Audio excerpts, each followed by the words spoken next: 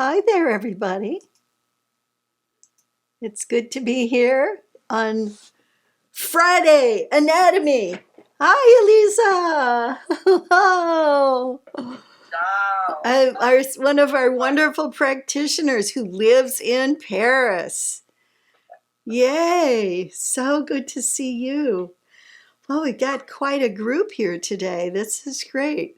It's going to be fun. And hasn't it been a time with that moon in Pisces? It's been pretty intense, right? Hey, there's Lori, another practitioner, and Diane is here, and yet another practitioner. So we have quite the crew who's showing up today. This is great. Oh, look who's here. Hi, Layla. I haven't seen you in a while. It's good to see everybody coming in. Yeah. So I'm here today to answer any and all questions, which is it's a comedy routine in and of itself. So I hope you guys are ready and have some questions you want to ask. There's Barbara and Christina, Rita, Michelle, Jeannie, all right, and Ruth. It's so good to see everybody. Hey, Barbara, hi.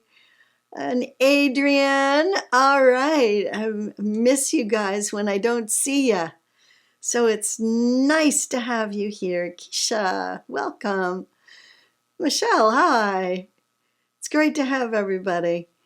So I'm ready for what you've got. Who's got a question? Layla, go for it. Come off your mute and just tell me what it is. Let's see. Okay, can you hear me?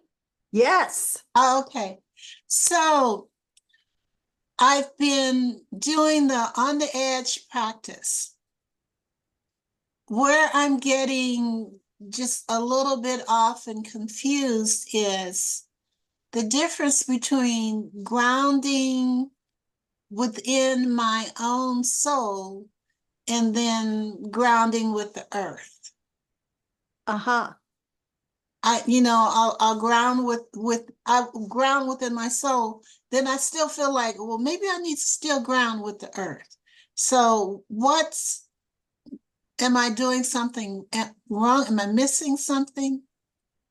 Yes.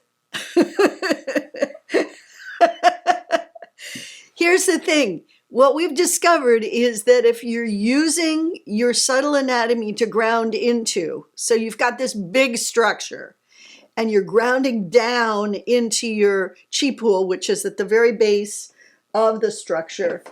If you look here at the picture on my book, it's way the heck down here, you know? So if you're standing in the backyard on the grass, right, your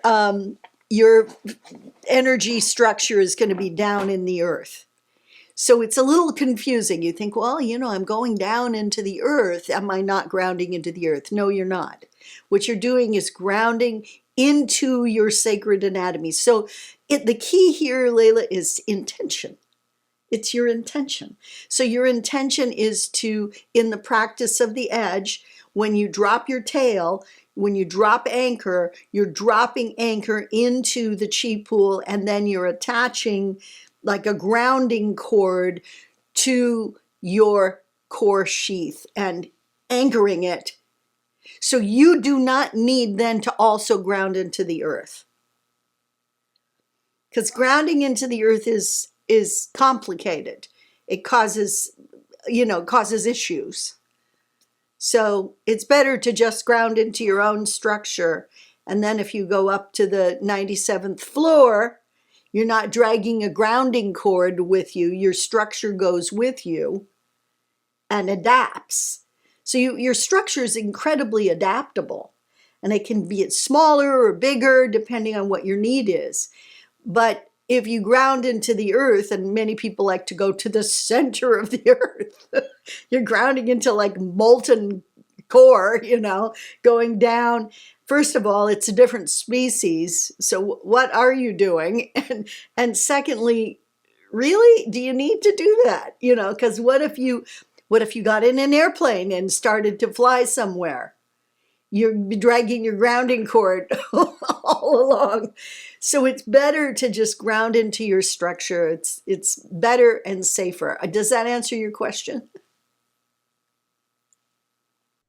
Yes, it does. Good. And I'm glad to hear you're doing the practice. I'm really glad to hear that. Bravo.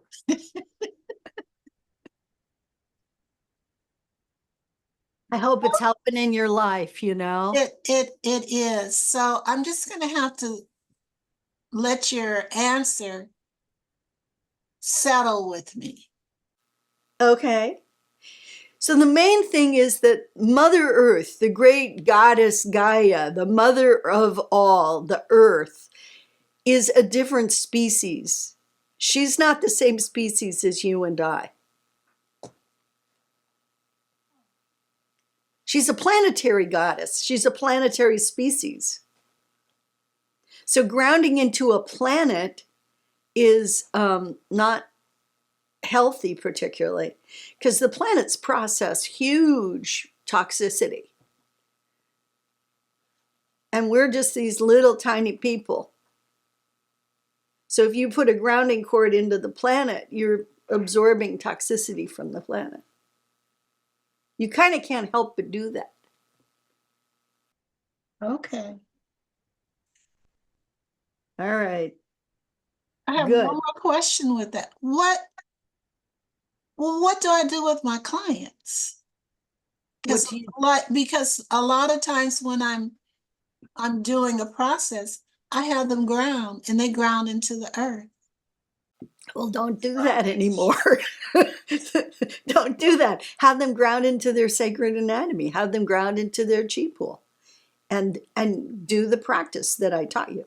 Just do it with them. Okay. Give it a try. Okay. You know? I will. Give it a try because it's worth it. It's worth it to do it. And not only that, but you stay grounded. That's another part of this, of the dropping the anchor practice, is that you can stay grounded. Each one of the 5 steps to the edge is a spiritual practice unto itself, you know. So if you share that practice, and you can do so with my permission, for sure. Okay. Yeah. All right. Thank you. Good luck with your clients. And Layla, come back and tell me how it's going. Okay. Absolutely. Show them a picture. That'll help. Show them you've got the book? Do you have the book? Yes, I have the book. Okay, cool. So there's pictures of the chi pool and pictures of the structure, and you can say, this is where you're grounding. This will make some sense. And so you can help them that way. All right. Hi, Jensen. I'm looking forward to seeing you. I'm going to see you just in a couple of days, or tomorrow, actually tomorrow. Aliza, you had your hand up. Let's go. Yes. Hi, Desda. Hi, sweetheart. So I think it's really important nowadays, especially nowadays, to maintain our vibration, our state of frequency and vibration. Yeah.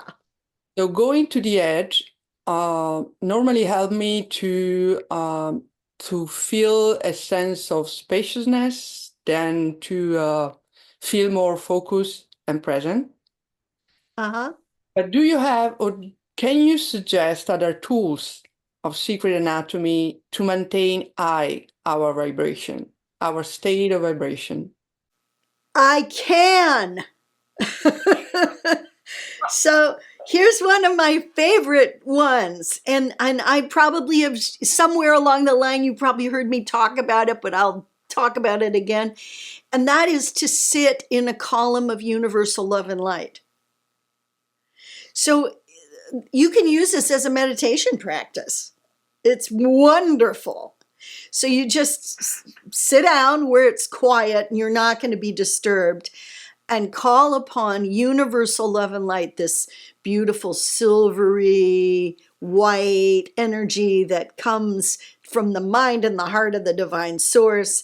and just bring in a column of it and just sit in it.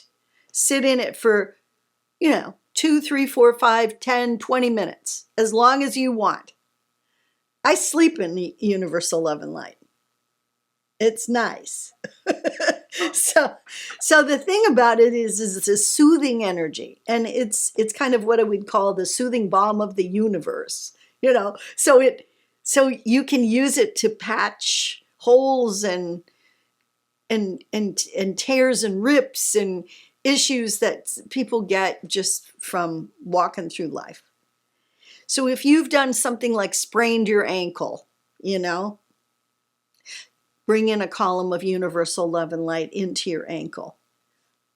So those of you that have taken some of my classes, and it looks like the bulk of the people here today have. So there's the 6 steps.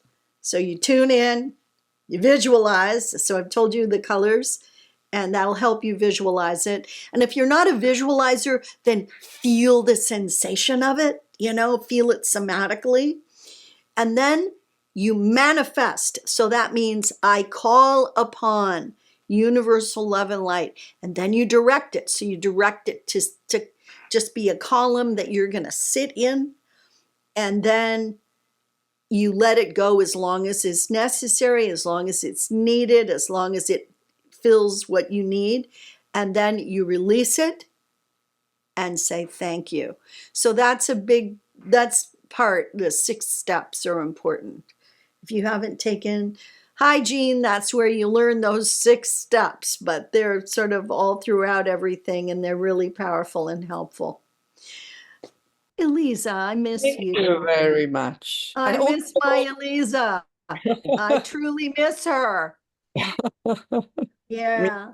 This is a woman she's an Italian living in Paris. I'm just going to brag on you for a minute. She took everything that I gave her and translated it into Italian and wrote it all down. I mean, that is like, oh my God.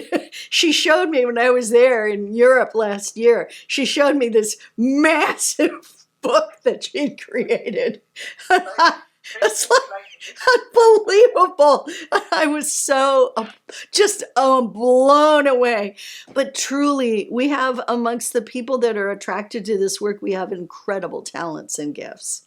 And I'm just so delighted that you did that. And I wanted to share it with everybody and tell them how wonderful. Thank you, honey. And I see what?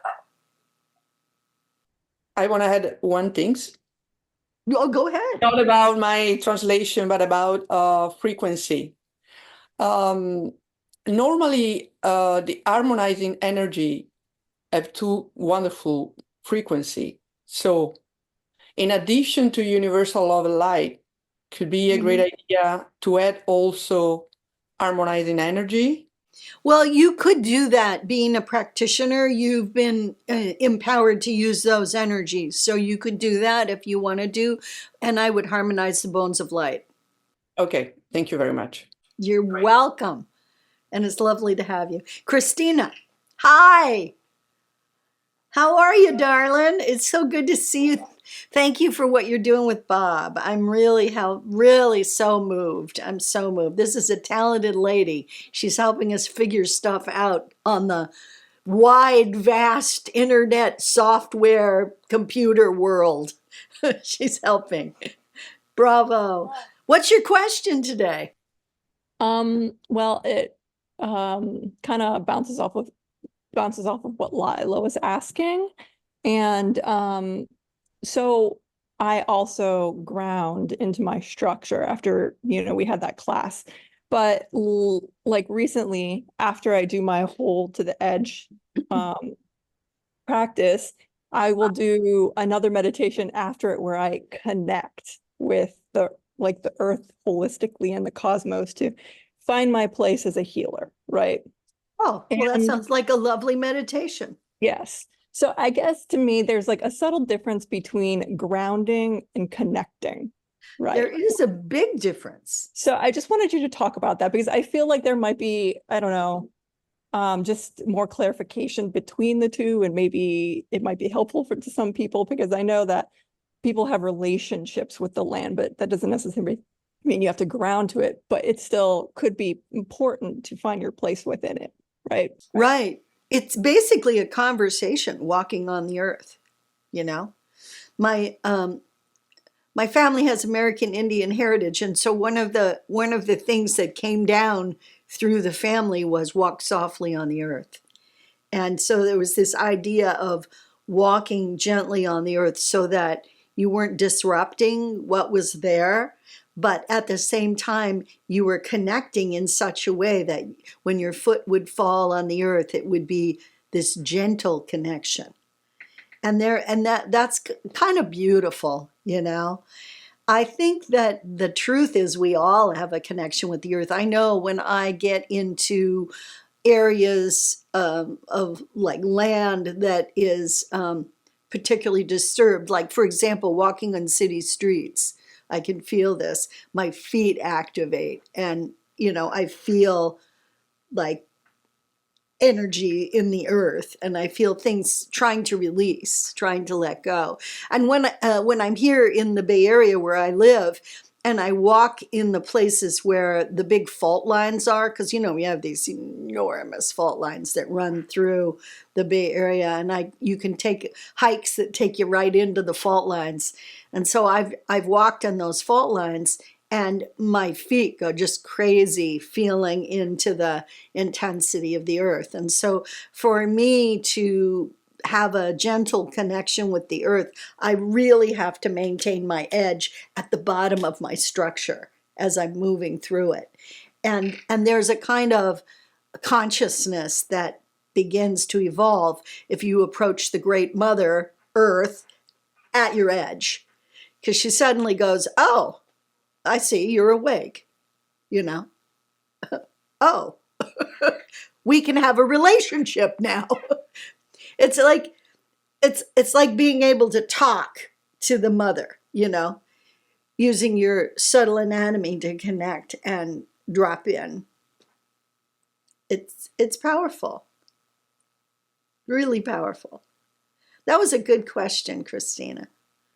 Thank you. Because there is a difference between making a connection, having a relationship, and grounding. You know, grounding is like a functional, serving my needs. This is what I need to be healthy, you know.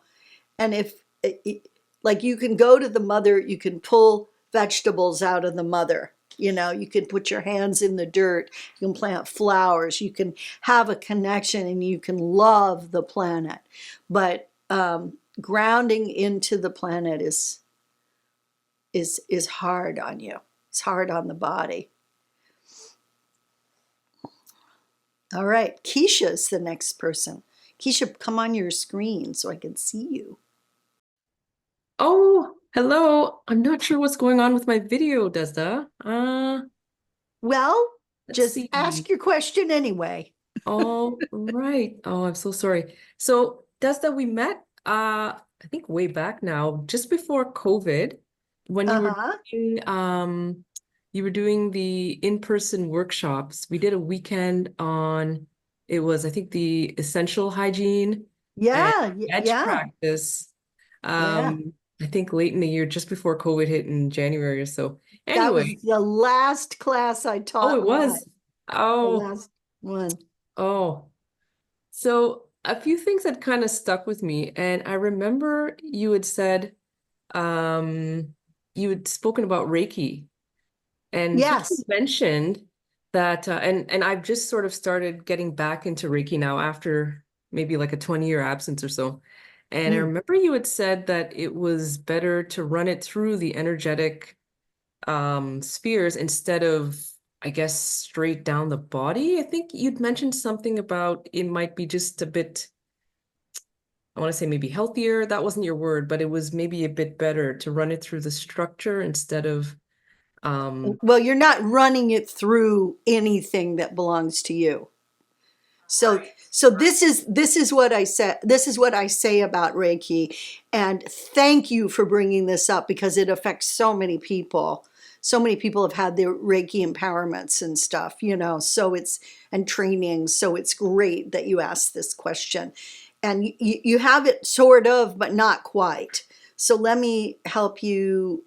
Where'd you go? So what you do is when you bring in the Reiki, you do everything the same, your symbols, all your stuff, right? And then you call Reiki in, but you bring it to your edge. Okay. You don't bring it into your structure. You don't bring it into your body. You don't bring in that powerful Reiki energy to you. You are directing it to somebody else. Okay. So if you're bringing it in for yourself, then you can just call on Reiki, bring it in, and bring it into your body, because it's going to do whatever it does for you, right? But if you're bringing it in for Susie over here, bringing it through your body, running it down into your body and through your arm and out your hand, what it does is it pushes all of your toxicity into Susie. And this is not a kind thing to do. So I would suggest using your edge, and you can use your edge gloves by sticking your hands through the edge and then bringing them down, and you're covered with edge then. So if you want to touch things or work hand on hand with people, you can do that at the edge.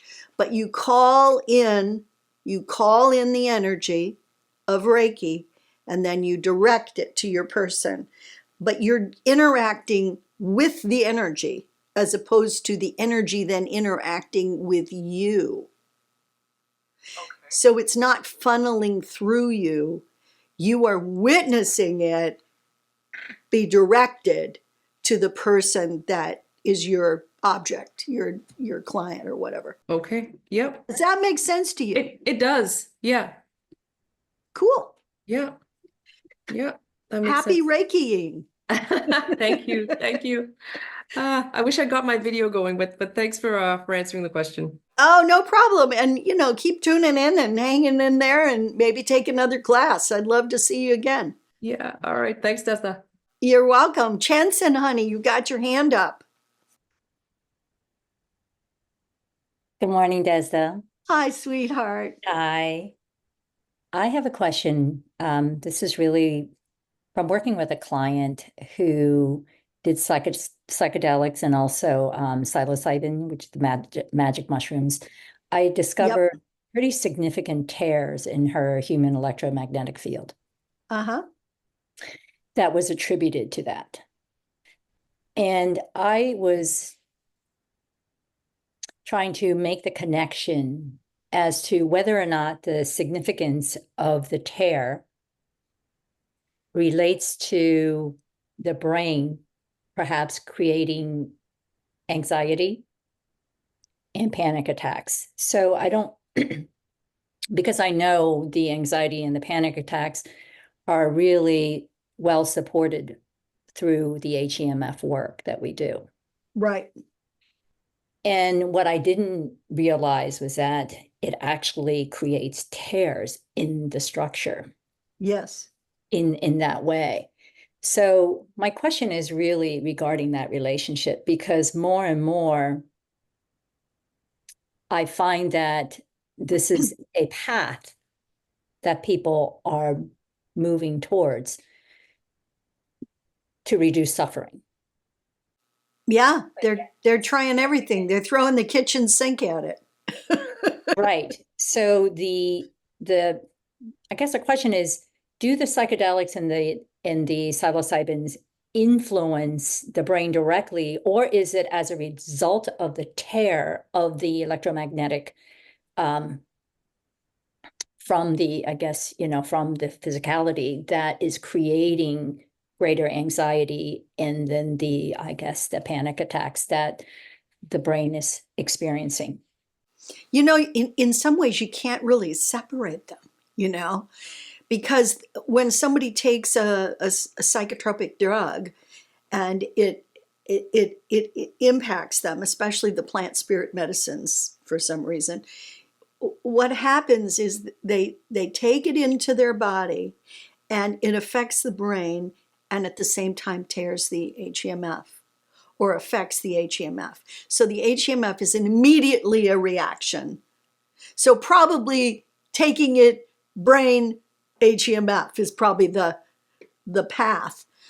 But the bottom line is the electromagnetic field is the seat in our subtle structure of the ego, much of the personality, and a lot of the issues that we're talking about here, like anxiety, ADHD, ADD, these kinds of things can all be treated using the electromagnetic field protocols that I've developed over the last 40 years. So, you know, I'm in the generation where people went crazy jumping off buildings on LSD. So, you know, we saw our fair share of acid burnouts and people who had done mushrooms at the wrong point in their lives and that kind of thing. So it was an early question for me, like what is it about these people that, first of all, drives them over the edge because of the medication or drug or whatever you want to call it, the medicine. What is it that causes that for them, and what can we do about it? So it was like a really early question for me, because I saw, you know, people that I cared about, I went to high school with and college with, I saw these people do this stuff and it affected them negatively. So those people, those baby boomers are still affected. And many of them were on psychotropic drugs to manage their anxiety, manage their issues of even psychosis, you know. So there's something that happens with the overload of taking in this plant spirit medicine. Nowadays, they're doing this thing called microdosing. Like, oh my goodness, that's going to be really great. It's not really great. I'm controversial, you guys. I mean, there are people who just swear by this stuff and think it's the best thing since sliced bread. But I think anytime you use plant spirit medicine, from sage to psilocybin, anytime you use that stuff, you have to know the history. You have to know how to use it. You have to have education in how to apply it. You have to have the meditation process that goes along with it. In the indigenous cultures, when we take these medicines, the difference is that the culture has developed with the medicines. And it's been in that culture for maybe thousands of years, you know. So there's a kind of rapport, a relationship with psilocybin, peyote, ayahuasca, you know, even the toads, right? There's a relationship. And that relationship has to be honored and respected by the person who's even doing microdosing. Now, there's this other thing out there called ketamine, which is another way to mess up your electromagnetic field. So all of these meds mess up the electromagnetic field and make people anxious at some point. And people take them to become less anxious. And yet it doesn't really cure the problem. So so that the need here, and I may be preaching to the choir and I may be ruffling some feathers, I'm not sure, but the need here is to approach anything and everything we put in our body with the idea that it's going to affect your soul, that the whole thing will be affected. Because, you know, you guys, we only have one body. This is it.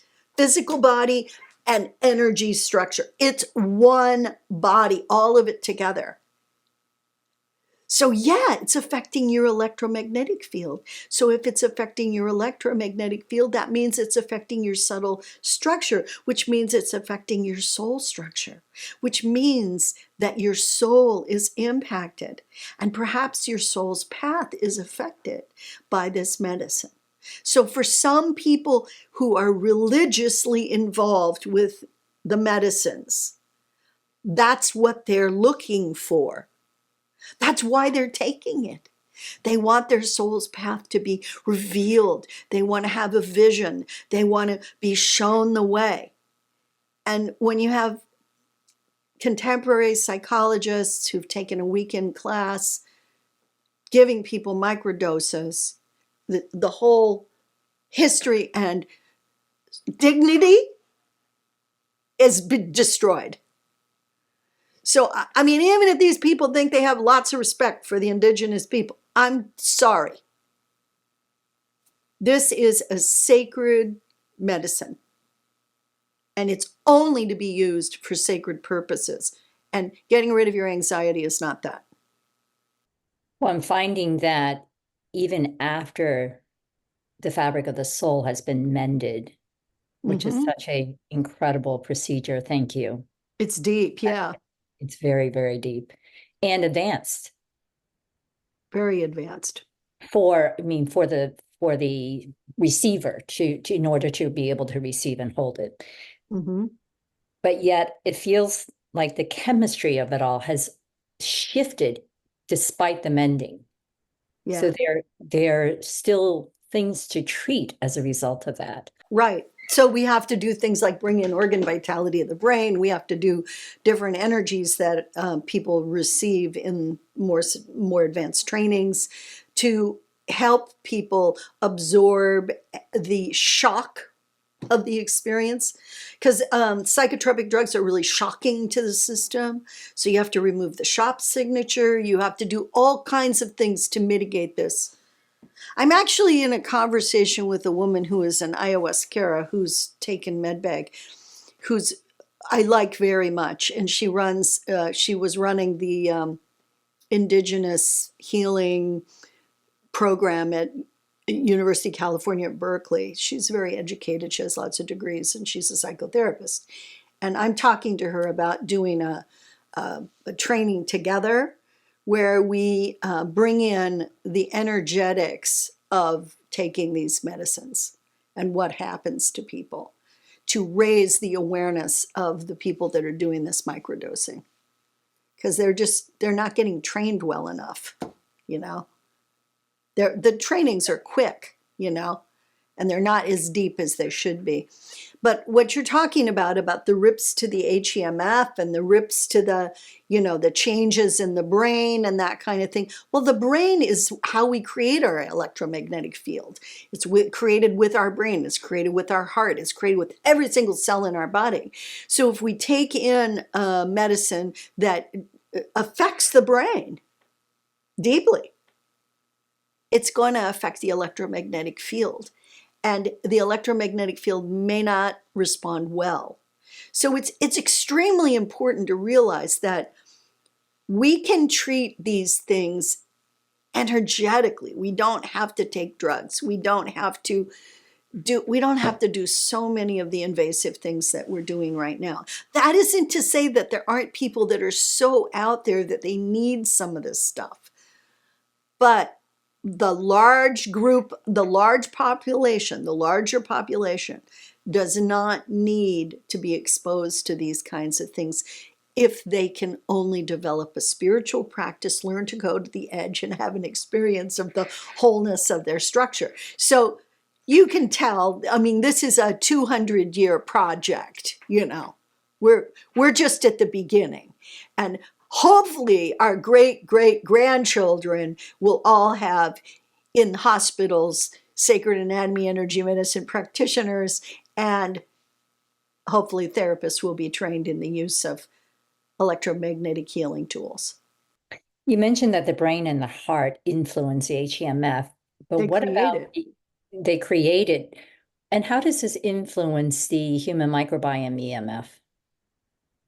The human microbiome, well, the human microbiome EMF is held in the template, which is the nervous system of the human body. There are those of you who may not know that the microbiome is all the bugs that live in our gut and actually throughout our body. And about 80% of the DNA tested in human beings is not human. It's bugs. All these parasites who live within us. 80%. I mean, that's a high number, but it's true.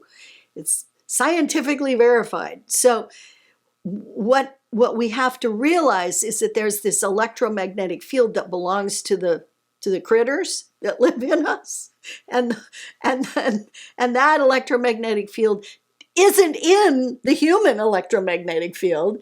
It lives in the nervous system.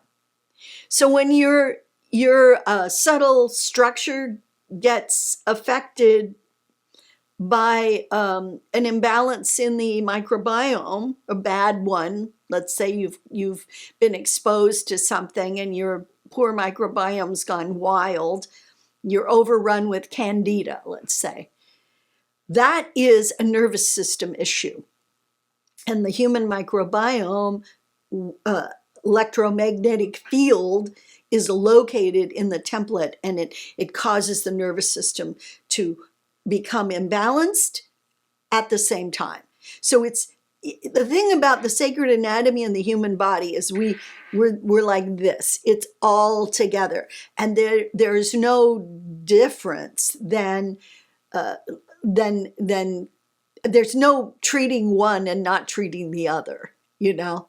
So it all comes together. So Chensa, when you're working with somebody in this condition who's had their EMF just blown to smithereens, and you're mending it, you're doing what you can to bring it back, you're removing the signatures from the electromagnetic field, you're helping them work with their emotional content that's stuck in the electromagnetic field, and you're releasing it. One of the things that happens is the human microbiome starts to repair. So as you repair the HEMF, the human microbiome EMF starts to repair. It starts to repair. And they're interactive, and they talk to each other. And so one is, so if you think of it this way, all right, you know that the tissue that makes up our intestines, same tissue makes up the brain, right? You know that, right?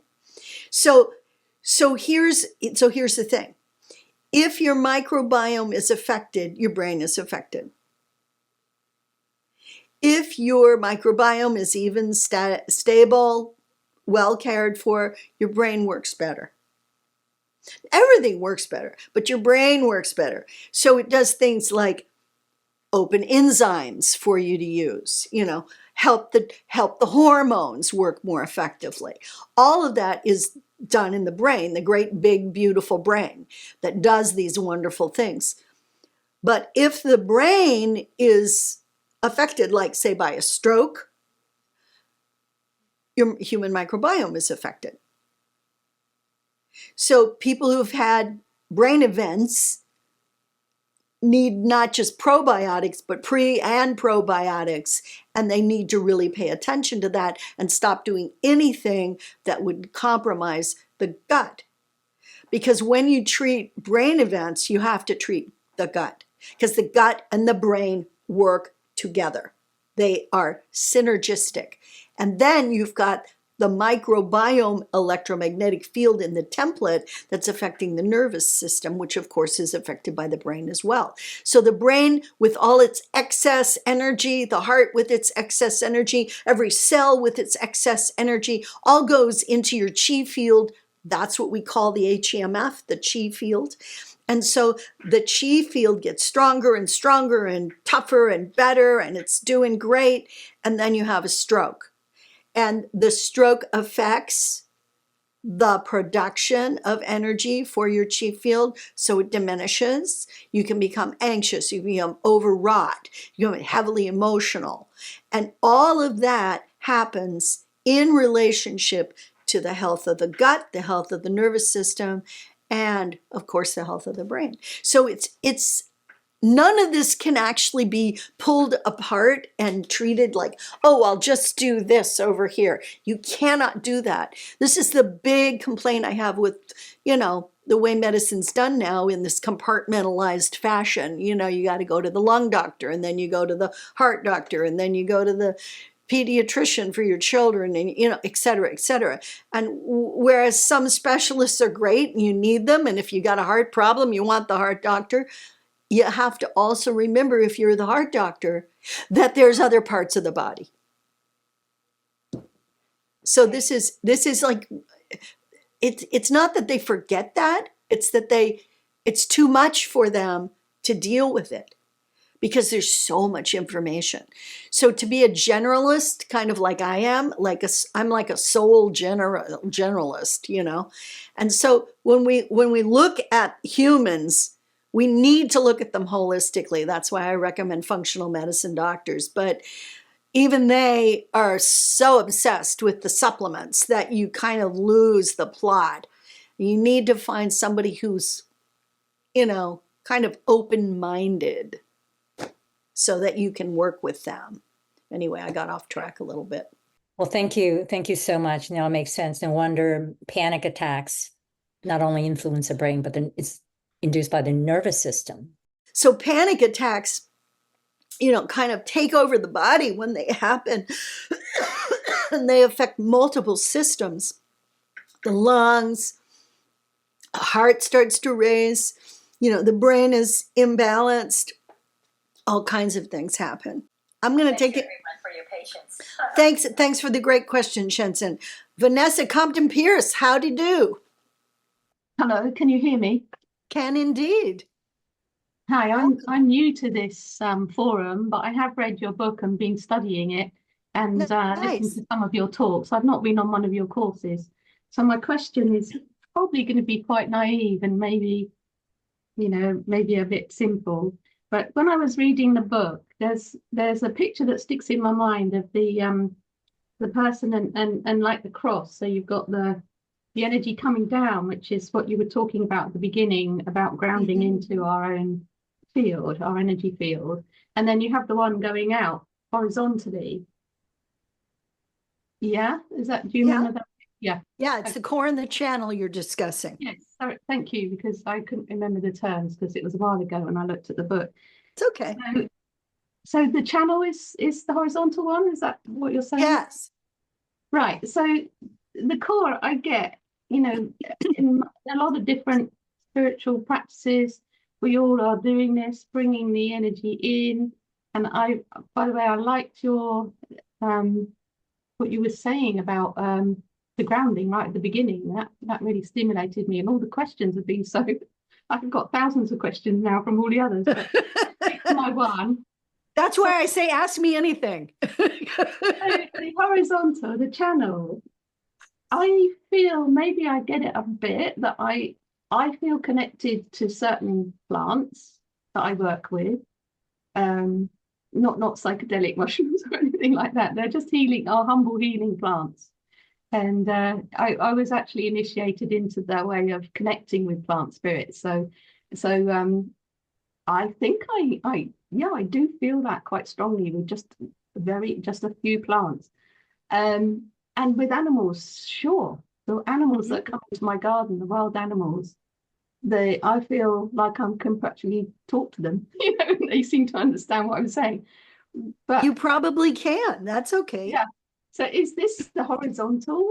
Is this what you're talking about, or is it something completely different? And I wanted to just say, humans, no, I'm not feeling it strongly. I feel it vaguely. And so I wonder if you would explain this horizontal channel more. I will be happy to. I will indeed. And thank you for the question. And believe it or not, that is not a simple question.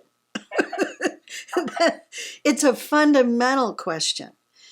So we have two currents, triple stream currents that are running through us that are essentially divine source.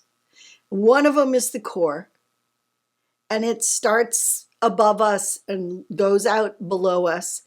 And one of them is the channel, which starts in front of us, comes in from the front, goes through our physical body, goes out the back, and exits 20 feet later out the structure. So we have this great big T. Thanks, Cheryl. There we go. There's the core and the channel, and they're both surrounded with sheaths. And the sheaths protect them and help them stay contiguous, help them stay in integrity, so they don't diffuse, because when they release, they can become diffused when the sheath isn't there. But what the channel is in relationship to the core.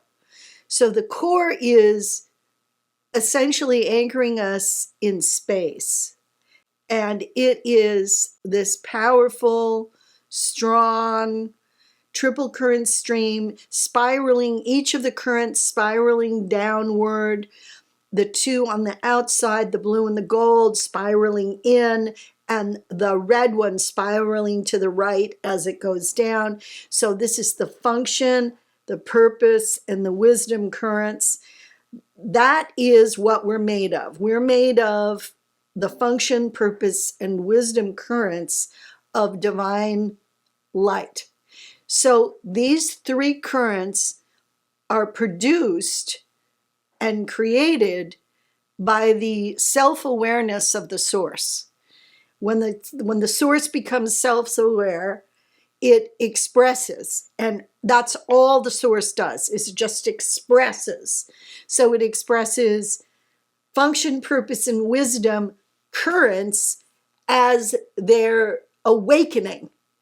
So we at our center have the awakened source, the self-aware source at our center. We have a little like splinter of that. Then we also have the channel which comes forward and goes out the back, and that's another core.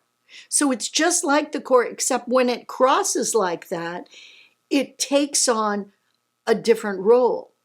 So this core here is the great I am, and the channel crossing is I am not. So you have within you the duality of, dark and light, left and right, up and down. You have that within you. What happens when they intersect, those two currents intersect, is together they make an agreement to create currents split off of the core in a thing called core individuation, which you could show that if you've got that one available. And they split off and they start moving in a kind of a fluid way to start creating a structure. So you can think of the core as the father and the channel as the mother, if you like, or you could reverse them, I don't care. But they're the two things that make up the one thing, which is what we are. We are I am. So we're a small I and a small a, I am. But this here in the center, this is a big A and a big I and a big A, I am. So this is the source, and this is a picture of the fountainhead, which is core individuation. So the core is individuating, and the fountainhead is the expression of that individuation. You can see these little triple fountains there at the top, and they're expressing out. And what happens is that it starts over time to form the soul layer. Can you show Indra's web? Cheryl's on her toes here today. We're going through the pictures. That fountainhead picture is not in the book. That's a new picture. The book is getting old now. We got to update it, but we've been working on that for a while. Okay. So we're essentially in space. So we're in space. Oh, there's Keisha. Hey! And we're also in time. So this channel anchors us in time. So it's energy coming to us, energy that's been with us. So it's before and after. So we have a sense of ourselves being anchored in time. So this is what, when I look at people, this is what they look like. This is what I see. I see this all the time. It never stops. It never goes away. People always look, well, if they're really healthy, they look like this. So the channel is part of the foundation of who and what we are. The foundational kind of impetus that makes us. And we are one, we're not a dual natured creature. Well, we kind of are, but we are not dualistic. We're holistic. I hope that made sense. Did you get that? It makes complete sense. I Right. still struggle a bit with the, channel, because I'm kind of thinking, shouldn't we all then be connected, like perfectly connected through this? Well, but we are connected. We're just not connected through the core and the channel. We are connected.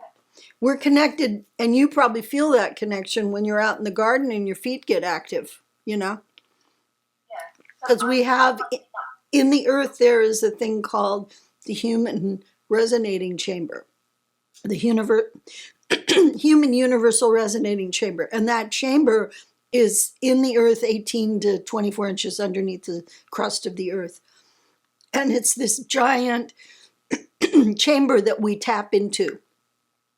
Some people think of it as a matrix, but it isn't, because matrices are very organized. This is nothing about humans is organized.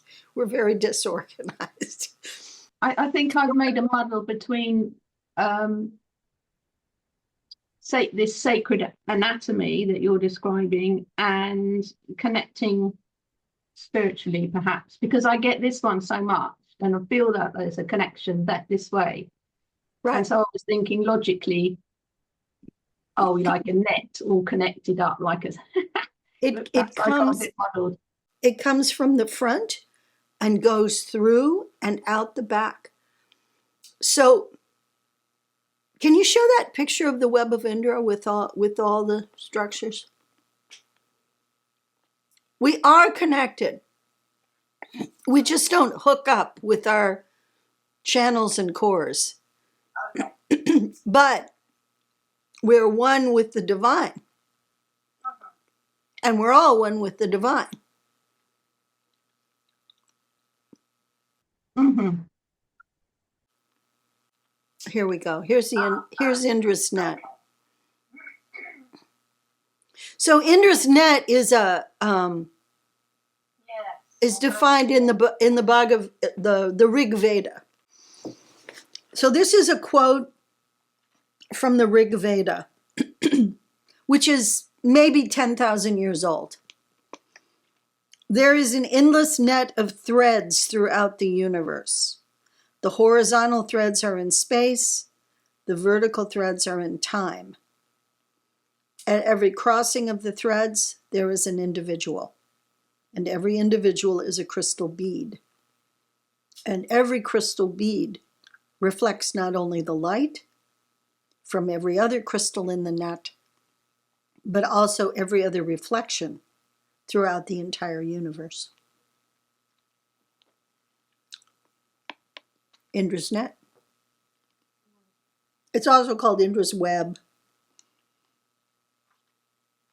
It's from the Rig Veda. That there's lots of different ideas about when the Rig Veda was actually written. Some people say 2,500 years ago, some people say 6,000 years ago, and some people say 10,000 years ago. I tend to think 10,000. I tend to think it's older than they think it is. But one of the sacred books of the Vedas, it's really interesting. So that's what I see. And I didn't know about that in the Rig Veda. One of my students brought it in and said, "Have you ever seen this?" And I went, "Oh." That's how a lot of things happen. Anyway, thank you, Vanessa. Thank you, dear. I hope I helped you. And you are completely connected to all other human beings. We are connected. This is part of the problem. We are all connected. So that's why working to get the vibrational rate of the human species up, it's a heavy lift. Yeah. It's a really heavy lift. Yeah, certainly, and welcome.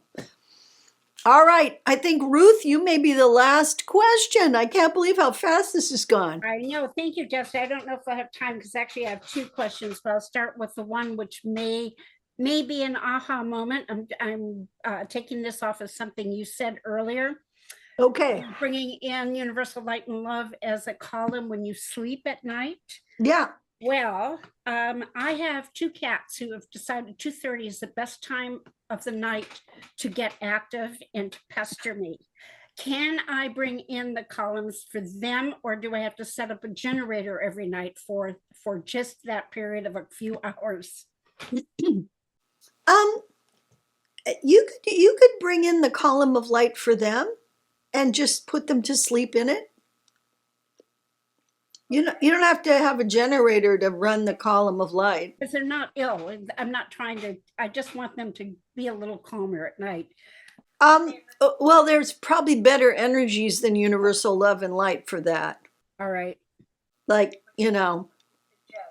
talk to Jean-Marie. She can turn you on to some good ones. I think Sleepy Baby would be a good one. Oh, okay. All right. I don't really want them to sleep. I just want them to calm down. They get so hyper. The other Have you talked to them? Not yet. No. Cats are very telepathic. So here's how you talk to cats. You don't use words. You use images and emotion in your mind, and you send it to them. So I used to have a cat who was part Siamese and part Abyssinian. He was a trip. His name was Zapata.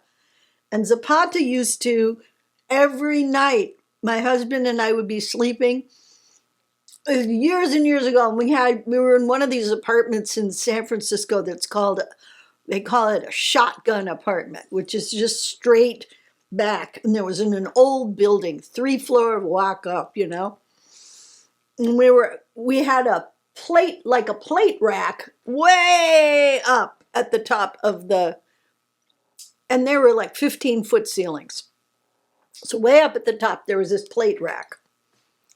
And the damn cat decided that was a great place to run. He would hit the wall, spring up, and run on the plate rack, making these riotous loops. And he would do it every night like clockwork, about 1:30. That was his moment to run on the plate rack. And he ran and he ran and he ran and he ran. And then he would leap off the plate rack and land right in our bed. And both of us were like, jolt awake. So one day I just decided as I'd had enough, because I wasn't able to sleep. And I looked at Zap and I visualized him running on the plate rack. And I visualized him doing it. And then I visualized him not doing it and landing on the ground and staying there and going to sleep on the bed. And I visualized him doing that, and I just vibed it at him, just thought it at him. I will try that. Thank you. He never did it again. Do you know what? It sounds like an early version of Jackson Galaxies creating the paths for the cats high up so they could run around. The second question is regarding vaccine detox for an animal. I've been using an energetic liquid, homeopathic type, but I'm thinking I could actually take the signature out, correct? Yeah. Instead, or use it in conjunction? You can take the signature of the vaccine out, or you could attune it. Okay, I probably should attune it because I want them to have some protection. Yes. Attune the signature and remove the debris. Okay, we'll do that. Thank you so much. You're welcome. For those of you who have no idea what we just talked about, attuning signatures is taught in Medicine Bag, and that's Sacred Anatomy Medicine Bag, and that's a class where we attune signatures, and we learn to identify them, and then we learn to also eliminate them. So it's time for me to say goodbye, but I just don't want to go. I had such a good time. Thank you so much for being here. We're going to do another one of these. Cheryl, let's share a little bit. We've got some stuff to share. The next one is October 25th and then November 22nd. Both of those are happening. So please put it on your calendar now and bring your questions and come and play. All right. Oh yeah, and here's my book. Here's my book. Get my book. It's out there. I love my book. There's lots of good book stories that have evolved over the years. Okay. And then here is the other one that I just wrote just about a year ago. Magical Beings of the Natural World. And there's lots of fairy stories in it. There's fairy stories, there's Deva stories, there's elemental stories, there's, little pictures that we've drawn. This is my artist, Kimmy, who I work with. I describe what I see and she tries to draw it. Yeah. So, and then here's our dowsing rods. If you dowse, if you have ever wanted to have a great dowsing rod that lasts and holds up and does what you want, this dowsing rod is the champion. We designed it and we produce it. You can only buy it from us. So I hope you will check that out if you're a dowser. Okay, thank you so much for being with us. I really enjoyed it. Oh, I love you guys too. It's wonderful. Hey, Abby. Diane, hi, honey. There's another practitioner. Diane, that's so great. Thank you for coming, Rita. Big hugs to you, Rita. Did I answer all the questions? If I didn't, I apologize. I hope I didn't really go into the chat. So there might be some questions in the chat that I didn't answer. No, Desda, you handled all the questions. Oh, good. Bravo. Great. Phew. Thank you guys for being here. Thanks for loving the sacred anatomy. Take care of your sweet selves. Hydrate. See you all later. Much love. Big kisses. Bye.